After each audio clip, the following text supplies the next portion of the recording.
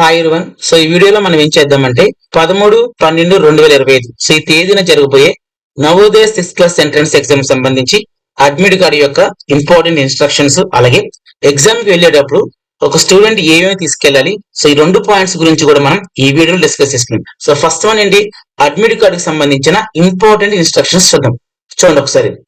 So ఇప్పుడు మీరు ఏదేదో చూస్తున్నారో ఇది ఒక స్టూడెంట్ కి సంబంధించిన admit card. So first one ఏంటి, మనందరికి తెలిసిందే, date and time of test. Yes, Navodaya 6th class entrance exam మనకి December 13, 2025 జరగబోతుంది. అలాగే టైం కూడా చెప్పారు. సో మార్నింగ్ 11:30 నుంచి ఆఫ్టర్నూన్ 1:30 వరకు కూడా మన పిల్లలకు సంబంధించిన Navodaya 6th class entrance exam జరగబోతుంది. కానీ ఎగ్జామ్ 11:30 స్టార్ట్ అవుతుంది, కానీ మనం రిపోర్ట్ చేయవలసింది అంటే ఏంటి, మన పిల్లలతో ఎగ్జామినేషన్ సెంటర్ కి రీచ్ అవ్వాల్సిన టైం వచ్చి 10:30. ఇది గుర్తు పెట్టుకోండి. సో 11:30 కదా అని చెప్పి మీరు 11కో 11:15కో వెళ్ళకూడదు. 11:30కి ఎగ్జామ్ స్టార్ట్ అయిపోతుంది, కానీ మనం ఎగ్జామ్ సెంటర్ కి రీచ్ అవ్వాల్సిన టైం వచ్చి 10:30. సో ఇది మైండ్ లో పెట్టుకోండి. తర్వాత మీరు అడ్మిట్ కార్డు చూసుకుంటే ఇక్కడ సిగ్నేచర్ ఆఫ్ ది క్యాండిడేట్ అని చెప్పి కనబడుతుంది. సో స్టూడెంట్ ఏం చేయాలంటే ఇక్కడ చూడండి, ఇక్కడ ఏదైతే స్క్రోల్ చేస్తున్నానో చూడండి, ఇక్కడ స్టూడెంట్ కి సంబంధించి సిగ్నేచర్ అయితే పెట్టాలి. సో మీకు డౌట్ వచ్చి ఉంటుంది, సరే సెంటర్ కి వెళ్ళిన తర్వాత అక్కడ పెట్టమంటారా, ఇంటి దగ్గర పెట్టమంటారు, మీ ఇష్టం అండి. సెంటర్ కి వెళ్ళిన తర్వాత అయినా ఎగ్జామినేషన్ హాల్ అయినా పెట్టొచ్చు, లేదు ఇంటి దగ్గర పెట్టినా నో ప్రాబ్లం. నెక్స్ట్ కూర్చోండి, signature of the invigilator. Yes, ఆ రోజున మీ పిల్లలకు సంబంధించిన హాల్లో ఎవరైతే ఇన్విజిలేటర్స్ ఉంటారో వాళ్ళు ఇక్కడ సిగ్నేచర్ పెడతారు. సో ఇక్కడ పేరెంట్స్ ఎవరు కూడా సిగ్నేచర్ పెట్టకూడదు, ఇది ఇన్విజిలేటర్. సో ఆ రోజు టీచర్ పెడతారు.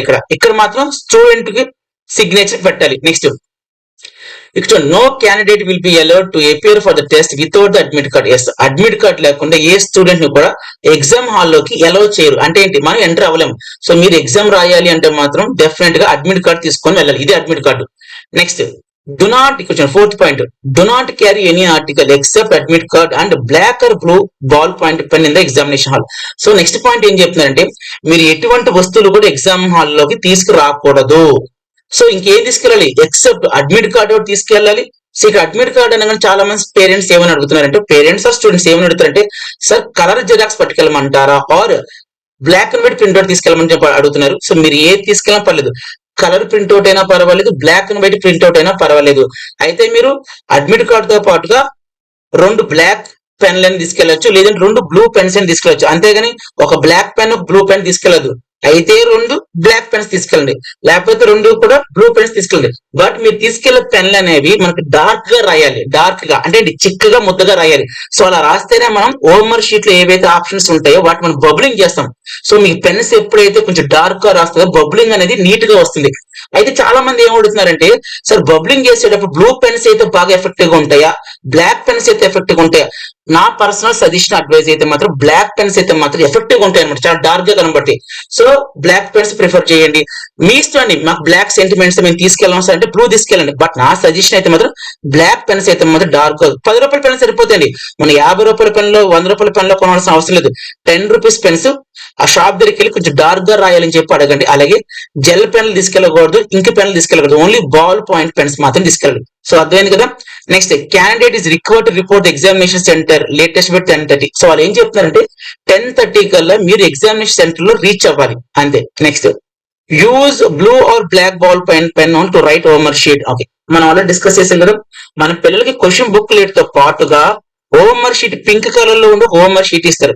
ఆ హోంవర్క్ షీట్ లోనే మన పిల్లల యొక్క ఆన్సర్లు అన్ని కూడా బబ్లింగ్ చేస్తారు. మన స్టూడెంట్, మన ఎవరైతే మన పిల్లలు ఉంటారో ఆ స్టూడెంట్స్ ఉంటారో ఏం చేస్తారు, ఆ క్వశ్చన్ సంబంధించిన ఏదైతే ఆన్సర్ ఉంటుందో ఆ ఆన్సర్ ని ఆ క్వశ్చన్ కి ఎదురుగా మనకి ఏబిసిడి అని చెప్పి 4 ఆప్షన్స్ ఉంటాయి. సో ఏ అయితే బి అయితే బి, ఏ ఆప్షన్ అయితే అది మనం బబ్లింగ్ చేయాలి. సో ఇక్కడ అంతా కూడా మ్యాజిక్ అంతా బబ్లింగ్ తో ఉంటాయి. మీరు క్వశ్చన్ పేపర్ లో 80 క్వశ్చన్స్ ఆన్సర్ చేసినంత మాత్రాన మనకి పని అవ్వదు. సో ఆ క్వశ్చన్స్ అన్ని కూడా మీరు హోంవర్క్ షీట్ లో బబ్లింగ్ చేయాలి. మరి బబ్లింగ్ కూడా ఇష్టం వచ్చినట్టు చేయకూడదు, పర్ఫెక్ట్ గా చేయాలి. అంటే ఏంటి, చిన్న గీత కూడా బయటికి రాకూడదు, పర్ఫెక్ట్ బబ్లింగ్ చేయాలి. గుర్తుపెట్టుకోండి, చాలా చాలా ఇంపార్టెంట్. అలాగే హోంవర్క్ షీట్ మీద ఎటువంటి స్క్రాచెస్ కూడా పడకూడదు. అంటే ఇది చిన్న పెన్న గీత పడకూడదు. మన రఫ్ వర్క్ కూడా హోంవర్క్ షీట్ మీద దయచేసి చేయకూడదు. చేశారా అది ఇన్వాలిడ్ అవుతుంది. హోంవర్క్ షీట్ మనకి ఎలాగైతే ఇచ్చారు మనం వాళ్ళకి ఓన్లీ ఏంటి ఆన్సర్లు బబ్లింగ్ చేసి అలాగే అప్ చెప్పాలి, కానీ అక్కడ రఫ్ వర్క్ కానీ పెన్ తో గీతలు కానీ ఫోల్డ్ చేయడం కానీ ఏది చేయకూడదు. అర్థమవుతుంది కదండి. నెక్స్ట్, ఇంకో పాయింట్ చెప్పాను, క్వశ్చన్స్ 80 క్వశ్చన్స్ మనం క్వశ్చన్ బుక్ లో టిక్లు పెడతాం, అది గొప్ప కాదు. ఎవరైతే హోంవర్క్ షీట్ లో 80 క్వశ్చన్స్ కూడా పర్ఫెక్ట్ గా బబ్లింగ్ చేస్తారో, కొంచెం కూడా పక్కగా రాకుండా బబ్లింగ్ చేస్తారో, అలాంటి క్వశ్చన్స్ మాత్రమే మనకి వ్యాలిడ్ అవుతాయి. కొంచెం బయటకు వచ్చినా అది ఇన్వాలిడ్ అవుతుంది. మనం ఇప్పుడు కష్టపడి ఆన్సర్ అంతా చేసి క్యాలిక్యులేషన్ అంతా చేసి ఆ ఆన్సర్ తీరే హోంవర్క్ షీట్ లో బబ్లింగ్ చేసేటప్పుడు కొంచెం పక్కకు వచ్చింది అనుకోండి, మీ కష్టం అంతా వేస్ట్ అయిపోతుంది, అస్సలు ఇన్వాలిడ్ అయిపోతాయి. సో గుర్తుపెట్టుకోండి, ఆన్సర్స్ క్యాలిక్యులేషన్ చేసి క్వశ్చన్ పేపర్ టిక్లు పెట్టడం ఎంత ఇంపార్టెంట్, దానికి డబుల్ ఇంపార్టెంట్ ఏంటి, ఓమర్ లో ఆ ఆన్సర్ ని పర్ఫెక్ట్ గా బబ్లింగ్, డార్క్ గా బబ్లింగ్ చేయాలి. ఆల్రెడీ చాలా మంది ఈ పాటి తెలిసే ఉంటుంది, బట్ నేను ఇంకోసారి చెప్తాను. Next, candidate must attempt all questions of each question, one has to qualify each. So next point నేను చెప్తానంటే, మనకు నవోదయ క్వశ్చన్ పేపర్ తీసుకుంటే దేర్ ఆర్ 80 క్వశ్చన్స్, 80 క్వశ్చన్స్ ఉంటాయి. 80 క్వశ్చన్స్ లో కూడా మనకి 3 సబ్జెక్ట్స్ ఉంటాయి. ఏంటివి? Mental ability, reasoning, maths, next language. So language అంటే మనం ఒకవేళ మీడియం తెలుగు పెట్టుకుంటే తెలుగులో ఒక 4 పాస్ అయ్యేలా అడుగుతారు, లేదు ఇంగ్లీష్ పెట్టుకుంటే ఇంగ్లీష్ 4 పాస్ అయ్యేలా అడుగుతారు. సో ఇలా అదే చెప్తారు, మొత్తం 80 క్వశ్చన్స్ కూడా మీరు ఏం చేయాలి, అటెంప్ట్ చేయాలి. కొంతమంది అడుగుతారు, సార్ కొన్ని క్వశ్చన్స్ మాకు ఒకవేళ రాకపోతే ఏం చేయాలి, వాటికి ఆన్సర్ తెలియకపోతే ఏం చేయాలి. వాడు గుర్తుపెట్టుకొని, ఈ 80 క్వశ్చన్స్ లో మనకు తెలిసినట్లు మనం ఏం చేస్తాము, ఆన్సర్స్ చేస్తాము, అలాగే హోంవర్క్ షీట్ లో బబ్లింగ్ చేస్తాం. ఒకవేళ ఏమైనా క్వశ్చన్స్ తెలియకపోతే వాటిలో కూడా ఏదో ఆన్సర్ పెట్టేయండి. ఎవరు మిమ్మల్ని ఏమన్నారు, ఎందుకు ఆన్సర్ పెట్టామని చెప్పి ఏం అడగరు. సో ఏదో ఒక ఆన్సర్ మాత్రం పెట్టండి. So at the end exam అయ్యేసరికల్లా 80 క్వశ్చన్స్ కూడా మనకు హోంవర్క్ షీట్ లో బబ్లింగ్ తో ఉండాలి. మీకు ఏదైనా క్వశ్చన్ ఆన్సర్ తెలియకపోతే ఏదో ఒక ఆప్షన్ పెట్టండి. మీరు అడగచ్చు ఇక్కడ, సార్ మాకు ఏదైనా క్వశ్చన్ ఆన్సర్ తెలియకపోతే ఏ ఆప్షన్ పెట్టమంటారు, ఏనా, బీనా, సీనా, డీనా? నా పర్సనల్ సజెషన్ ఏంటంటే బి గాని సి గాని పెట్టండి. ఒకవేళ ఇవి తగలకపోతే తిట్టుకోవద్దు, మీ అబ్బాయి మీ అమ్మాయి ఏదో ఒక ఆప్షన్ అయితే పెడతారు కదా, బట్ నా సజెషన్ అంటే బి గాని సి గాని పెట్టుకోండి. బట్ చాయిస్ మీద మీరు ఏదైనా పెట్టుకోండి, జస్ట్ సజెషన్ మాత్రమే, ఫాలో అవ్వాలని చెప్పి రూల్ అయితే లేదు. తర్వాత సార్ మీరు పెట్టమన్నారు కూడా మేము బి పెట్టాము, సి పెట్టాము, ఇక్కడ ఏమి తగలలేదు అని చెప్పి మమ్మల్ని తిట్టుకోవద్దు. నేను కొన్ని స్టాటిస్టిక్స్ ప్రకారం బి గాని సి గాని పెట్టమని మాత్రమే చెప్తాను, ఓకేనా? తిట్టుకోవద్దు దయచేసి. Next, candidates must fill roll number on homework sheet as question paper. So question paper మీద అలాగే హోంవర్క్ షీట్ మీద మన పిల్లలకు సంబంధించిన రోల్ నెంబర్ ఏదైతే ఉందో దాన్ని ఫిల్ చేయవలసి ఉంటుంది.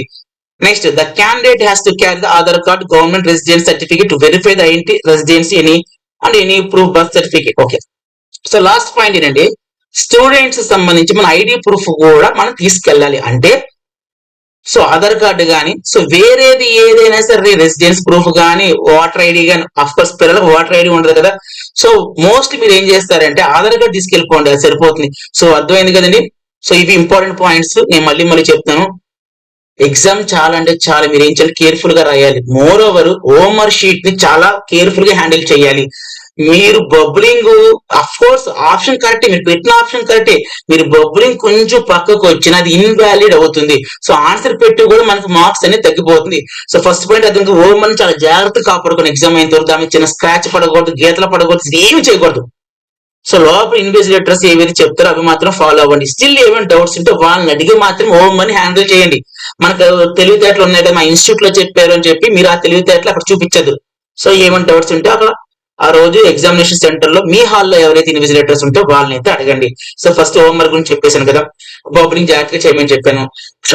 సో అర్థమైంది కదండి. సో 80 క్వశ్చన్స్ బబ్లింగ్ చేయండి, తెలిసినా తెలియకపోయినా మొత్తం 80 క్వశ్చన్స్ బబ్లింగ్ చేశాను, ఎందుకంటే నెగిటివ్ మార్కింగ్ అయితే లేదు. సో అర్థమైంది కదండి. సో నెక్స్ట్ వీడియోలో నేను ఏం చేస్తానంటే, సో మనకి 13వ తారీఖున జరగబోయే నవోదయ ఎగ్జామ్ లో మంచి మార్కులు రావాలంటే ఫస్ట్ ఏ సబ్జెక్ట్ పట్టుకోవాలి, సో ఎలాగ మనం బబ్లింగ్ చేసుకోవాలి, ఇదంతా కూడా నెక్స్ట్ వీడియోలో నేను మీకు చెప్తాను. సో ఆ వీడియో చాలా ఇంపార్టెంట్, మోస్ట్లీ నేను రేపు మార్నింగ్ పోస్ట్ చేస్తాను. ఎగ్జామ్ కి వెళ్ళే వాళ్ళు ఆ వీడియో కూడా చూసుకొని వెళ్ళండి, ఓకేనా? సో వీడియోతో అందరికి అర్థం చెప్పుకుంటున్నాను. ఈ వీడియోని లైక్ చేయండి, కామెంట్ చేయండి, అలాగే మన ఛానల్ సబ్స్క్రైబ్ చేయండి. ఛానల్ సబ్స్క్రైబ్ చేయండి. Thanks so much and by.